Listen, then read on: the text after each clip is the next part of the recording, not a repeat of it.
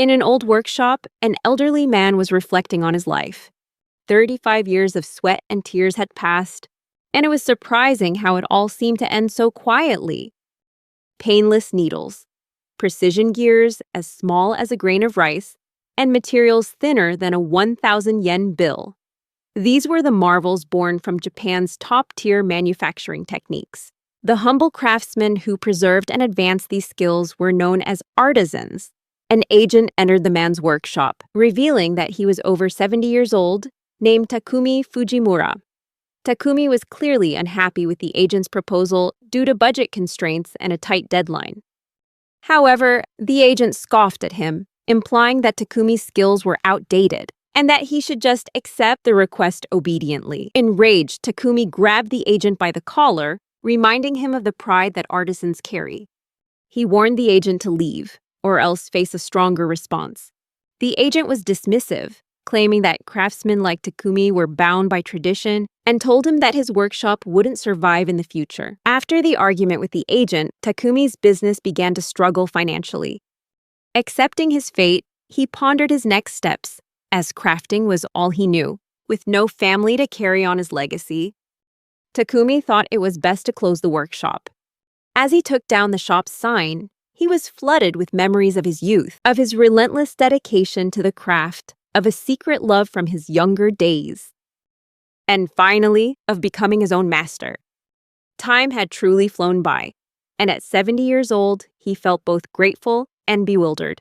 However, a regret suddenly surfaced within him. He wished he could have one more chance to leave his mark on the world. Lost in thought, he suddenly felt a sharp pain in his chest.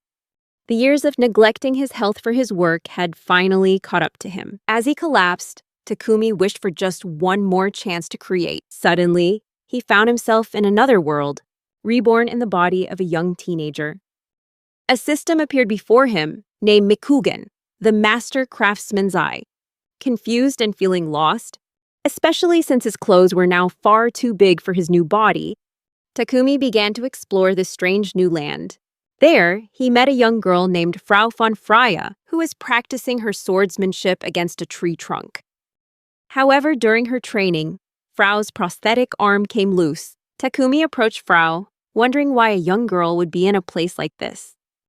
He introduced himself as a rambling old man and expressed his feeling of being lost. Frau, surprised, didn't understand what Takumi meant by calling himself an old man. Frau decided to visit Takumi's workshop. While adjusting his clothes to fit his teenage body, Takumi still couldn't shake the feeling that he was dreaming. The world around him looked exactly like the modern anime he used to watch. Afterward, he took out his electric drill. Takumi made a few adjustments. After it was all over, Frau tried it on again and found it was a perfect fit. She was deeply impressed by the speed and skill Takumi displayed during the repair.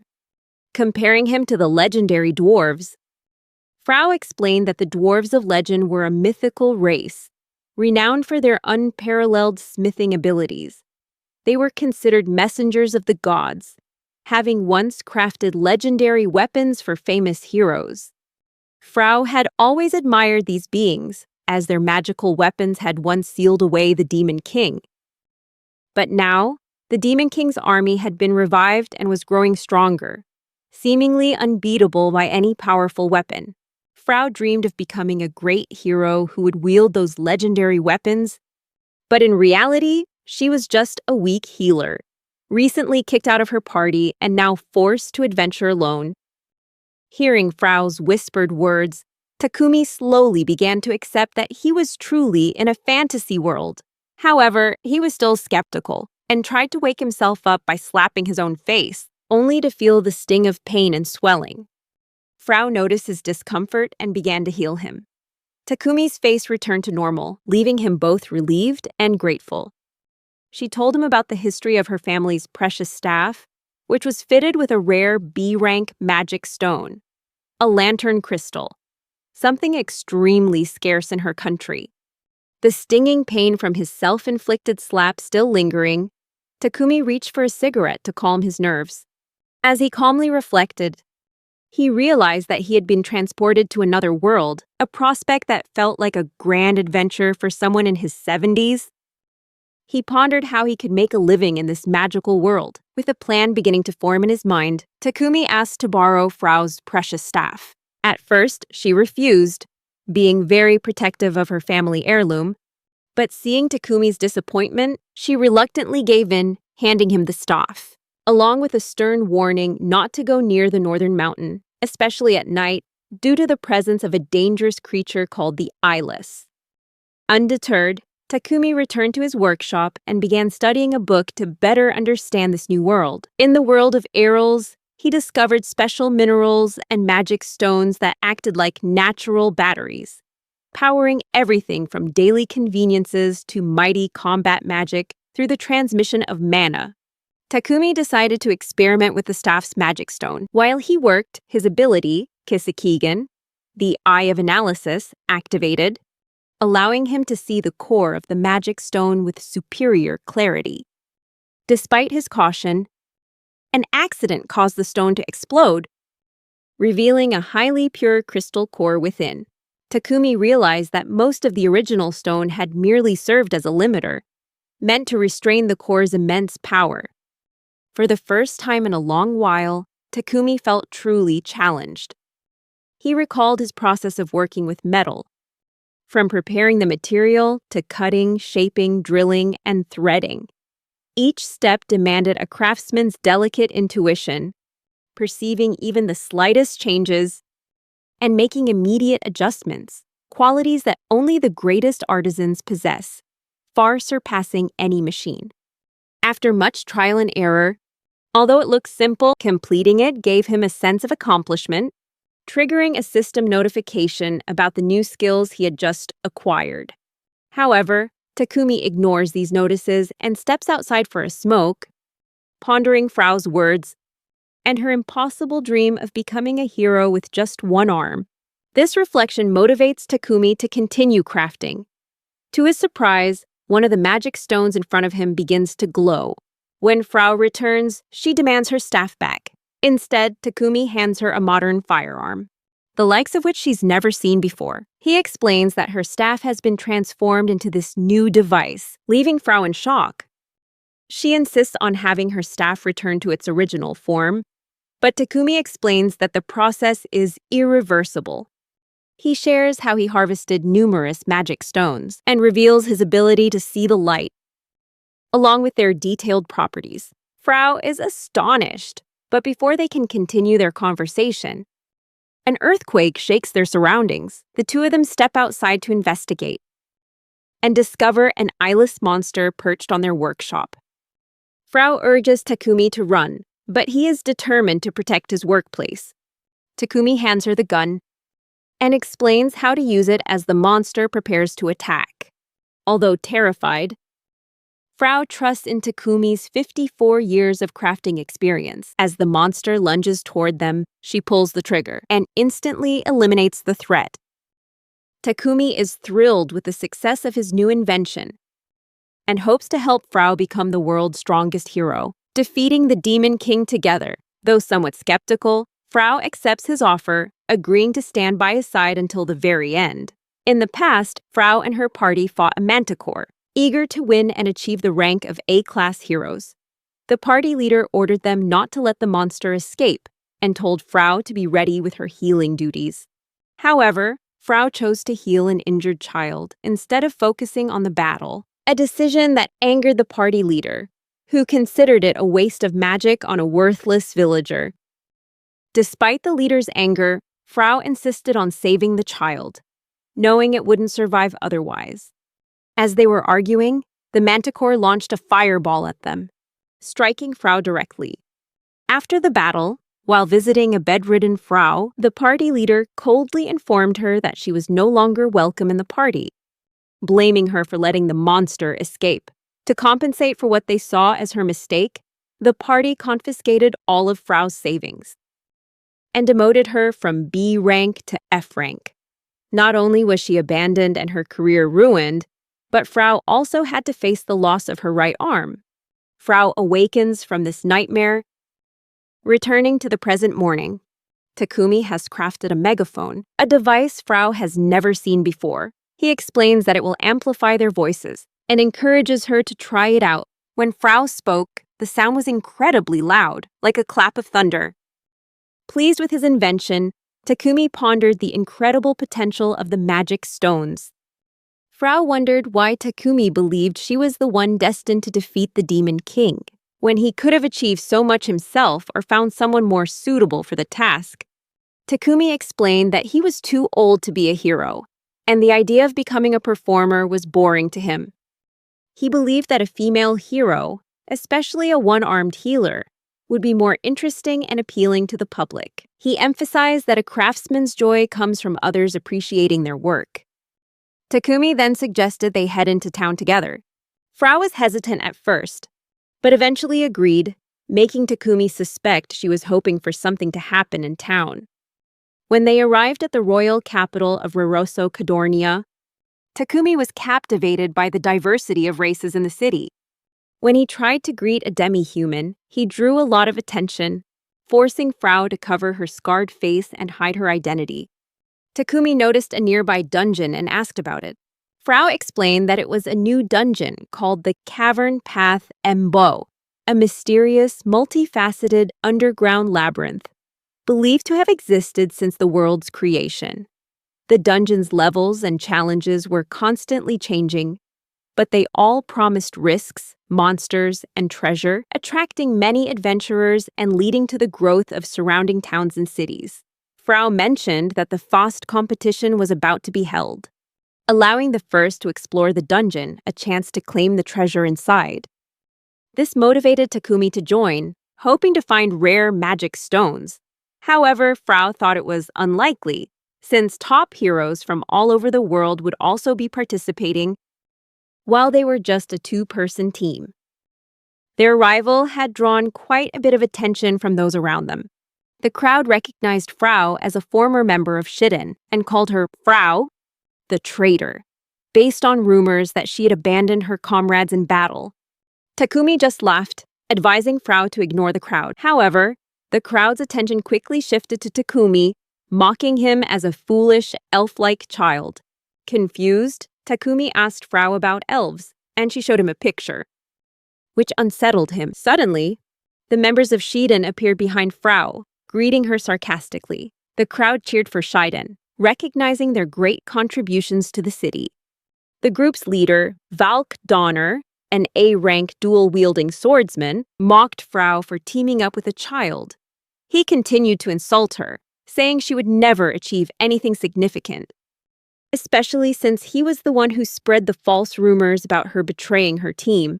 Valk Donner started to walk away, but Takumi stopped him. He told Valk that he shouldn't judge others based on appearances, and then called him a little brat. The crowd found it bizarre that someone as young-looking as Takumi would call someone else a brat, painting the picture of a feral child. Valk Donner responded sarcastically, asking if Takumi intended to enter the selection competition.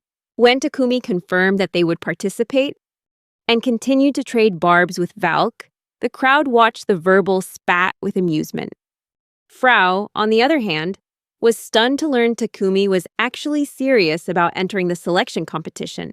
At the gladiator arena, the crowd roared as the selection tournament for the FST began, with many powerful warriors gathered for the event.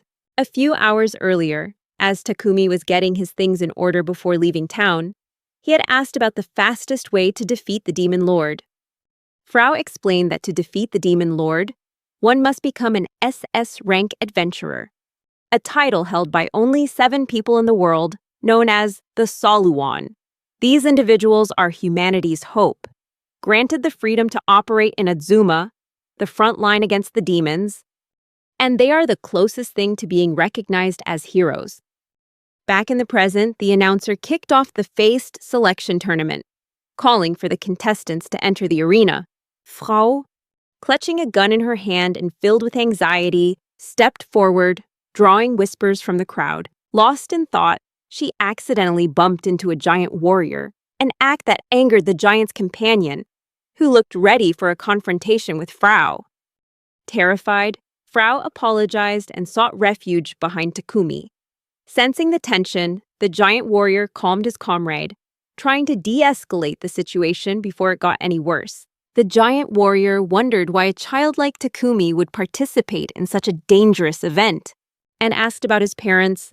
The question irritated Takumi, who responded with a bold declaration that they intended to defeat the demon lord. The surrounding crowd quickly dismissed him as a foolish and ridiculous child. However, as Takumi and the giant warrior faced each other, there was a moment of understanding. After a tense pause, the giant warrior recognized the determination in Takumi's eyes.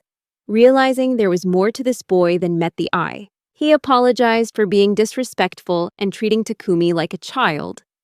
The giant warrior then introduced himself as Gandalf, leader of the B-class party Gardener, and introduced his two companions, Gin and Kin, both swordsmen.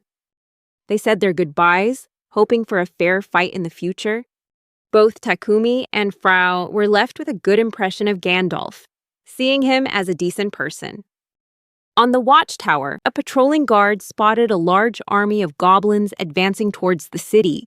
He immediately sounded the alarm, warning the citizens of an impending monster attack. Initially, the royal knights and adventurers remained calm, believing the monsters were foolish to attack at this time. However, the guard reported over 1,000 monsters, including goblins and numerous ogres, expected to reach the city within half an hour. Sensing the urgency and danger, the adventurers grew wary. Valk Donner proposed a change of plans, arguing that the tournament could not continue. He suggested that the winning team be decided based on the number of monsters killed. The crowd roared in approval of the idea, and the announcer agreed, turning the selection tournament into a new A-rank quest called the Mass Repulsion Battle. As the adventurers began to defend the city gates were open to give them access to the battlefield. Valk and his companions charged into action, efficiently slaying monsters. In contrast, some adventurers met a gruesome end. Creating scenes of chaotic battle, Takumi tried to convince Frau to join the fight. Even though she was scared and felt like she didn't belong in the tournament, Frau hesitated until she saw an injured adventurer. She immediately ran over and healed him with her gun, saving his life. Impressed by her abilities, the adventurer thanked Frau, but his thanks were cut short by an attacking goblin. Gandalf shielded Frau, and his comrades quickly eliminated the threat. Gandalf urged Frau to stay alert, reminding her of the gravity of the situation. Frau, unable to abandon those in need, explained that this mindset was inherited from her mother, Mares von Freya. Wanting to fulfill her mother's dream, Frau believed that a true hero must be a symbol of hope for the weak. Mares, the first woman known to hold the title of Soloon and called the Fire Princess, was an exceptional healer and fire wielder from a noble family in the north.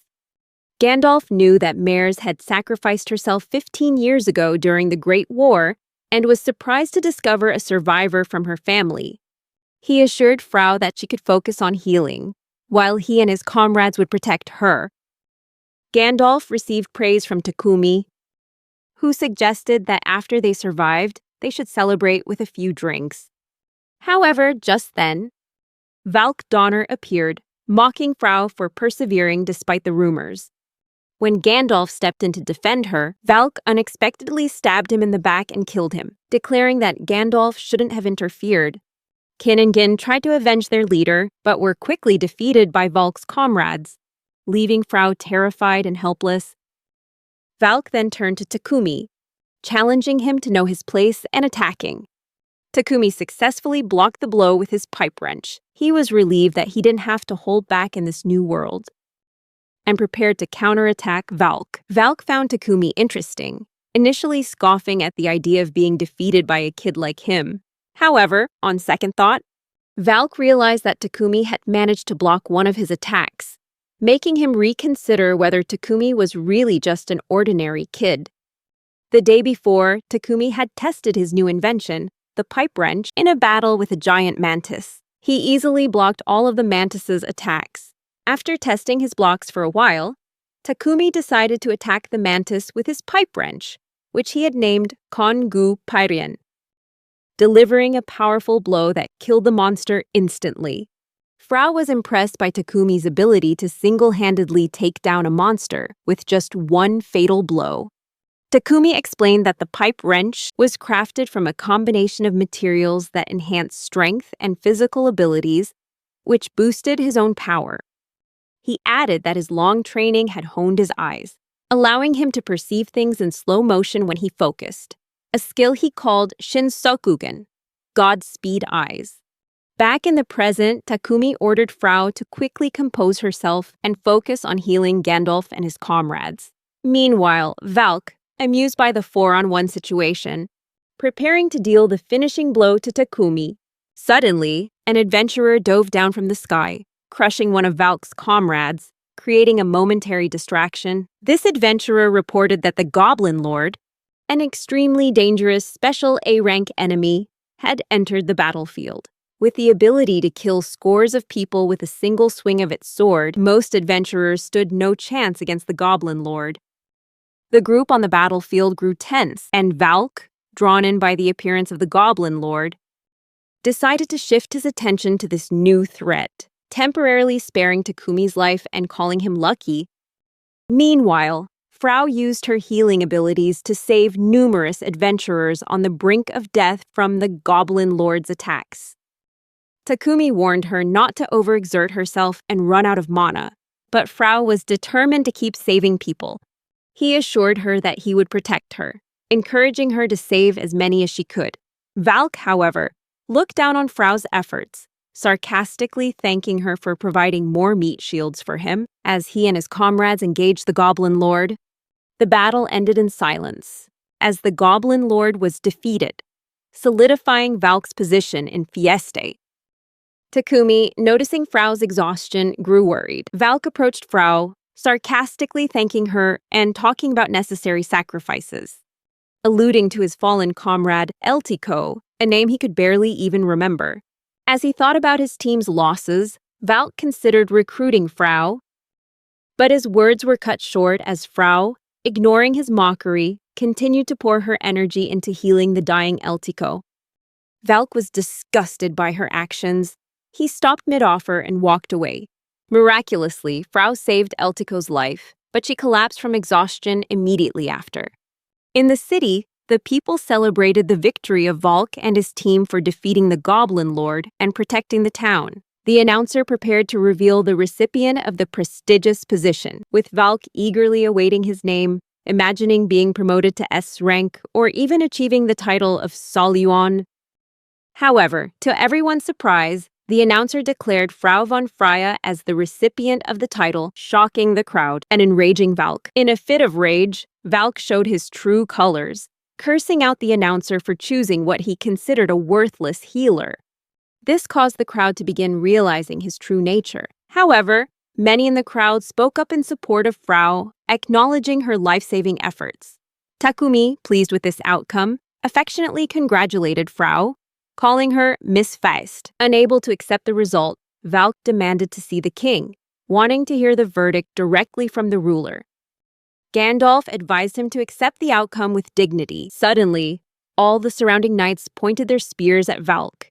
Gandalf then removed his helmet, revealing his true identity. Leaving Frau, Takumi, and the crowd stunned, he was in fact the king of Rorasso. Despite this shocking revelation, Gandalf remained friendly, reminding Takumi of their promise to have a drink together. Realizing his grave mistake in accidentally attacking the king, Valk stood frozen, not knowing what to do. Gandalf officially condemned Valk as unworthy of the Fias title and swore to spread the news of his wrongdoings far and wide. He then knelt on one knee before Frau, recognizing her righteous heart and officially bestowing upon her the title of Feist. Frau, filled with doubt about her own worthiness, was pulled into memories of her past. Takumi stepped forward, offering words of encouragement, acknowledging the hardships she had endured. He assured Frau that she deserved this glory and her moment of triumph. Meanwhile, the adventurers celebrated their victory in a tavern, though Kin, Gandalf's companion, was displeased with the tavern's lack of cleanliness. Gandalf preferred not to hold the party at the castle, finding it too formal. Kin tried to get her comrade Gin to do something about it, but she was too busy enjoying her beer to care. Frau received a lot of attention and admiration from the other adventurers for her healing abilities. Meanwhile, discussions among the adventurers revolved around the terrifying power of the demons, bodies as hard as steel, limitless magic, the ability to understand human speech, flight, and a well-organized army led by the Demon King himself.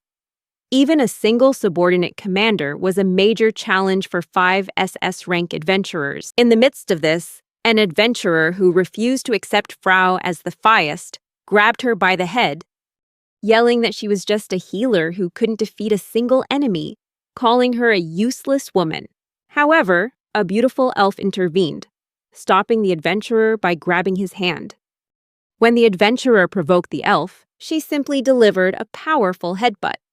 Knocking him unconscious with ease, the elf declared that she would not tolerate any insults toward Frau, surprising Frau, who didn't expect the elf to know her name. Wearing a familiar mask, the elf introduced herself as Eltiko and expressed her desire to join Frau and Takumi's party. When Frau looked to Takumi for his opinion, she found him focused on enjoying some Japanese sake, and he eventually agreed. While watching Takumi enjoy his sake, Frau recalled the first time she met him and how her life had changed since then. She wanted to express her gratitude but struggled to, as Takumi was surrounded by a group of beautiful women. Frustrated, Frau decided to drink some sake herself, and ended up drinking too much, falling fast asleep. Worried she might get cold, Takumi noticed Eltiko readily covering Frau with a blanket. Thinking that wasn't enough, the elf started to take off her own clothes to provide more warmth, but was stopped by Takumi and the crowd. The next morning, as the sun rose, the knights gathered at the dungeon gate. King Gandalf bid farewell to Takumi's party, wishing them luck. Takumi assured Gandalf that when they returned, they would share exciting stories and drink together. Then, they entered the dungeon. Eltiko, born with the ominous sign of black hair, was an anomaly among the elves. She possessed very little mana, causing her to be shunned and bullied by her own kind. An orphan who didn't know her origins, she grew up feeling like she never belonged. In her most desperate moments, like after the battle with the Goblin Lord, memories of abandonment and self-doubt consumed her. Even when her life was on the line, she would just accept that it was fate. But on that fateful day, for the first time, she experienced a sincere act of kindness from another person. And that was the moment she decided that person was someone worthy of her protection. Currently, the knights outside the dungeon are worried because 5 days have passed since Takumi's group entered. Suddenly, the dungeon gate explodes, signaling the group's return. A knight informs the king, who joyfully welcomes them back. Frau shares the information they gathered from the dungeon, including the discovery of an SS rank magic stone called the Transition Crystal. Takumi explains that the Transition Crystal can only be used in places he has already been. The king is also impressed when Takumi reveals another legendary grade magic stone, the Spatial Storehouse, which allows him to easily retrieve his inventory from a dimensional portal. Afterward, Takumi takes out a bag full of magic stones of various grades, from the legendary SS rank down to the Bronze D rank. The king, astonished by the discovery of 2 legendary grade magic stones, is relieved that other nations are not yet aware of these findings. However, unexpectedly, a black meteor-like object falls from the sky, heralding danger. Takumi quickly advises the surrounding adventurers to get out of the way, but it's too late for one of them, who is struck and has half his body destroyed by the impact. The other adventurers, witnessing their friend's death, frantically beg Frau to heal him. Frau apologizes, stating that she cannot resurrect the dead. Soon after, the black object transforms into a demon with multiple arms and tentacle-like legs. It turns to Takumi, asking about the magic stones he has collected. The knights are shocked to hear the demon speak the human tongue, realizing it is a member of the demon race, capable of understanding human language. The demon, after warming up its arms and preparing to attack, introduces itself as Matora, Vice Commander of the 6th Division of the Death Bludgeon Corps. Faced with an A-rank demon, The knights panic while Takumi remains calm, eager to gauge the demon's strength. Noticing Takumi's confidence, Matora unleashes a JoJo punch towards Takumi's group, causing the ground to shake violently. However, Takumi's group miraculously survives, as it seems Takumi used the transition crystal to teleport the group to a safe area. Matora, impressed, realizes that Takumi possesses the precious transition crystal magic stone. Suddenly, Matora is bombarded by a barrage of fireballs as reinforcements arrive to help. However, the attacks don't faze Matora. He then unleashes a skill called Koketsu, Black Blood, a devastating attack that instantly annihilates all the knights, leaving the adventurers horrified, believing Matora to be unbeatable, as he could easily wipe out most of the knights with a single blow. Suddenly, Takumi rushes forward, slamming his pipe wrench into Matora, dealing significant damage. He warns Matora to pay attention to them, as they are his real opponents, while declaring that Frau, the one-handed hero, will be the one to end this fight with Matora. Matora scoffs at Frau due to her youthful appearance. Planning to destroy the entire country after defeating Takumi's group, Takumi advised Frau to adjust her gun by pressing the button beneath the hammer, causing the gun to change shape. He explained that this form has a wide radius and a short range, specializing in surface-level attacks rather than focusing on a single point. When Takumi asked if this would suit Frau, she expressed her trust in him, confident that anything he created would give her an advantage. As Matora prepared to throw a punch at them, Frau charged her gun with energy and fired the Takumi Fujimura. The attack instantly tore Matora's body in half, then slowly incinerated the rest, leaving it no time to regenerate. The demon was annihilated. Takumi concluded that demons weren't a significant threat, while the surrounding adventurers and knights witnessed Frau easily take down an A-rank demon with a single shot. For the first time in human history, a B-rank adventurer had single-handedly defeated an A-rank demon. Meanwhile, on another battlefield, the Emporizer Imperial Heavy Unicorn Knights held the center position, while the fire magic squad from the magical nation of Sophia took the rear, providing magical support. On the left flank, the Atelnia squad of elven knights from the White Winds Kingdom led an assault, while the Great Fang squad from the Beastman Kingdom of Manga advanced from the right.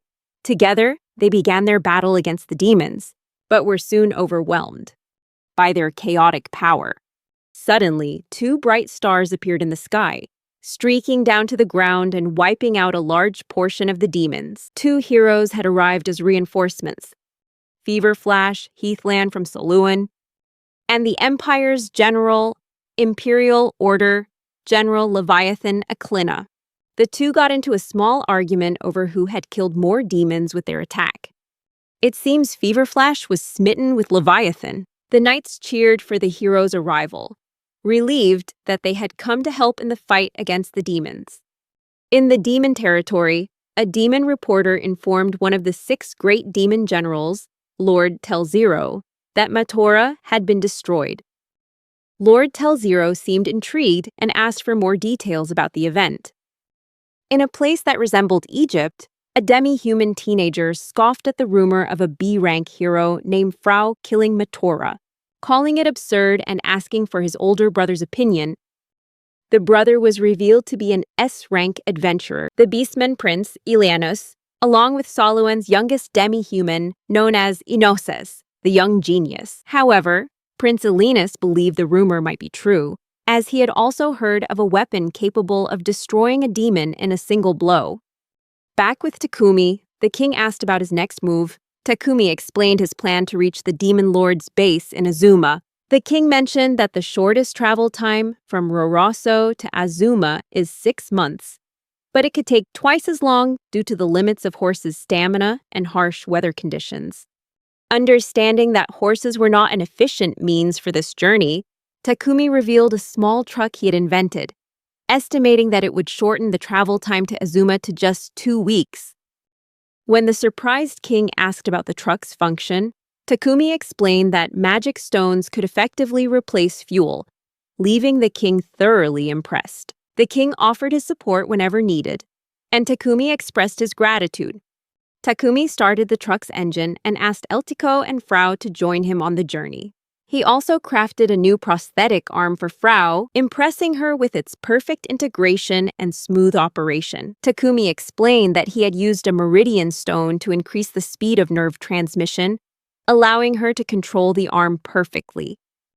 And he was very proud of his creation. Takumi decided to take a break and planned to have a smoke, but discovered that he was out of cigarettes. Disappointed, he glumly considered having to give up the habit. Stepping outside and sulking, Takumi chewed on a piece of leather to ward off the frustration of having no cigarettes. Frau, impressed with the distance they had covered thanks to the truck, tried to praise Takumi, but he was still in a foul mood.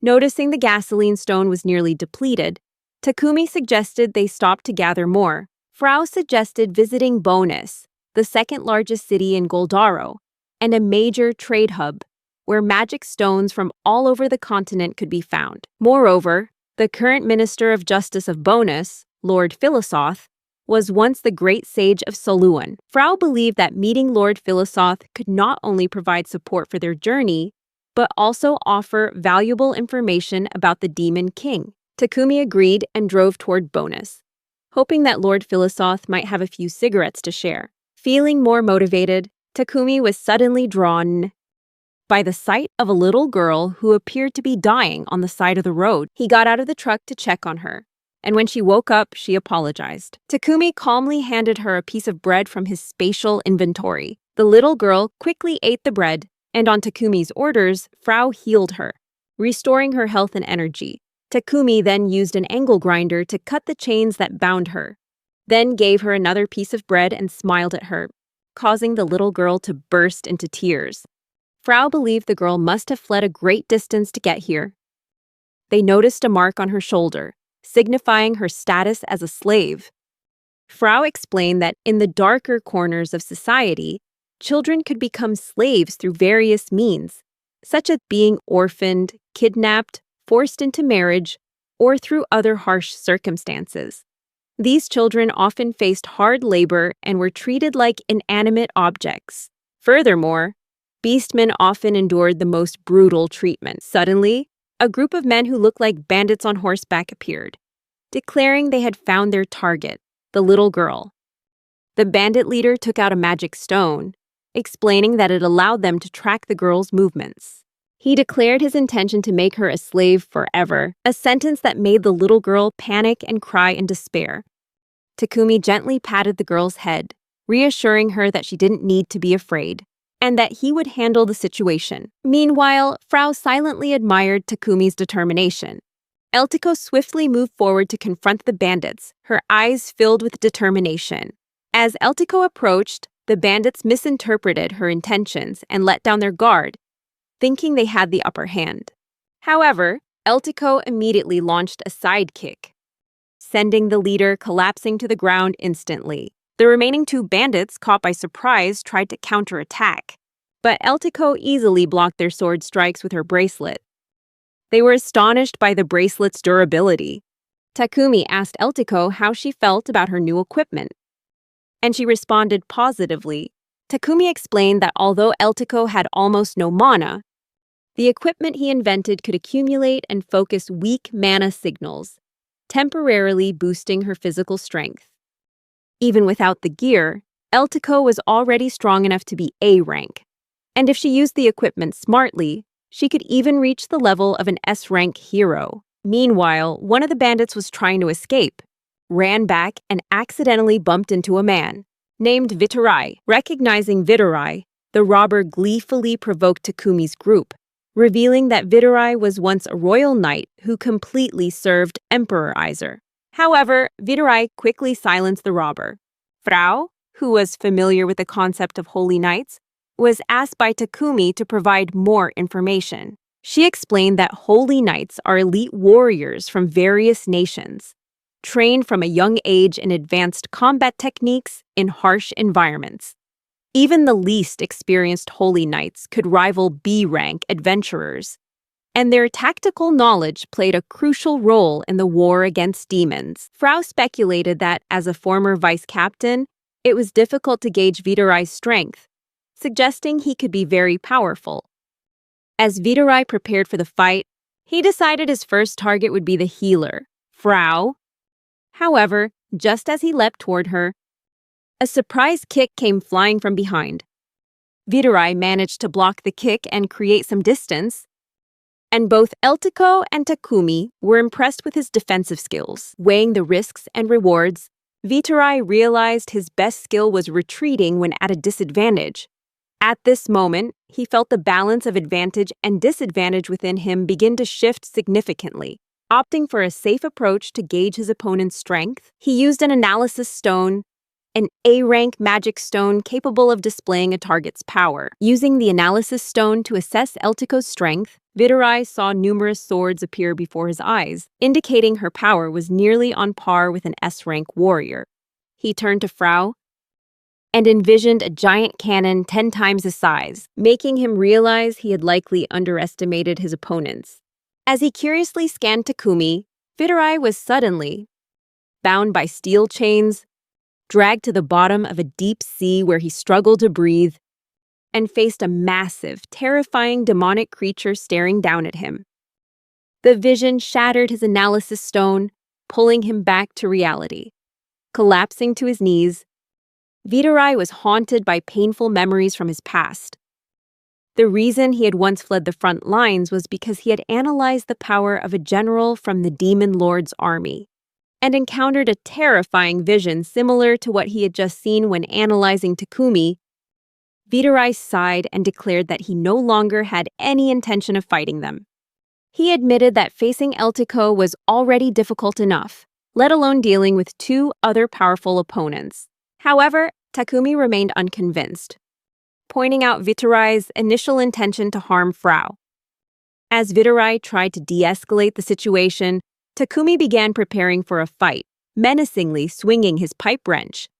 In a fit of desperation, Vitorai pleaded with Takumi, offering to provide any information they needed, especially about the little girl and the beastmen. This caught Takumi's attention, making him recall a precious memory involving a puppy. Takumi seemed willing to negotiate, but upon suspecting Vitorai might be lying, he considered delivering a fatal punishment.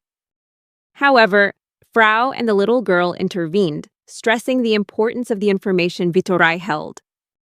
Taking a deep breath, Takumi demanded that Vitorai tell the truth, and Vitorai revealed that Eltiko was cursed by a magu, a mana-draining curse. With curses like this, the usual cure is to kill the caster or use an equally powerful dispelling spell. However, Amagu is special, as the curse can only be broken if the cursed object is destroyed. Even if the caster dies, the curse remains. Vitorai went on to explain that the one behind this curse is likely a member of his organization, Zafat, named Maledic, a notorious dark mage. Frau recognized the name of the Zafat organization, which is based in Bonus, and was impressed that Vitorai was willing to sell out such important information. Takumi then asked if Vitorai's organization would just let him be after this. Vitorai admitted that his loyalty to the organization was nothing compared to his desire to survive. As Vitorai was about to leave, Takumi stopped him and demanded that he escort them to the organization's hideout. Fearing the consequences of betraying his organization, Vitorai hesitated.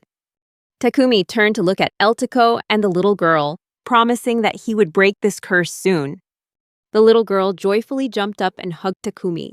He then demanded that Vitorai lead the way immediately. Vitorai tried to stay calm, but sensing the urgency of the situation, Takumi forced him into the truck. With no other choice, Vitorai finally joined them. Upon arriving in Bonus, a city bustling with people and filled with joy, they checked into an inn. Takumi was impressed by the generosity of King Gandalf, who had sponsored them, allowing the group to enjoy the comfort of a cozy inn. However, a group of thieves noticed Takumi's large money pouch and planned to steal it. As they approached, trying to intimidate the group, they recognized Vitorai and wondered why he was with Takumi. Mistakenly, They thought Takumi's group were Vitarai's new slaves, which made the thieves laugh gleefully without a second thought. Takumi swung his pipe wrench at one of the thieves, knocking him unconscious, then provoked the rest, advising them to find new jobs soon, because their organization wouldn't be around for much longer.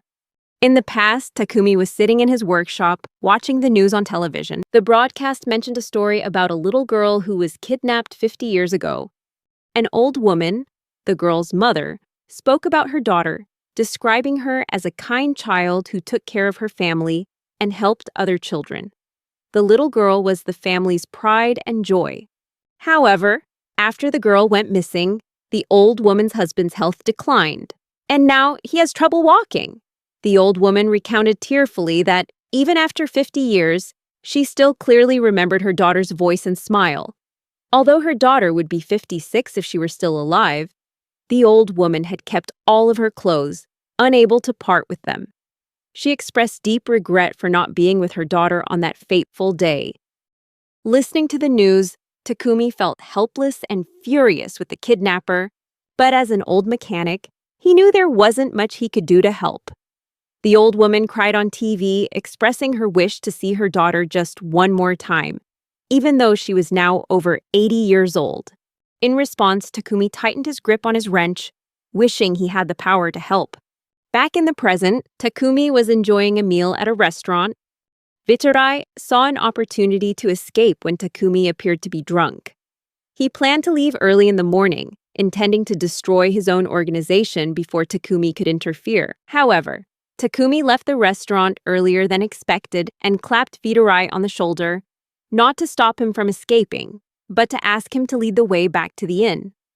Vitarai felt guilty about leaving without paying, but Takumi reassured him by treating him to the meal, while subtly increasing the pressure on his shoulder, causing a painful crack that made Vitarai wince.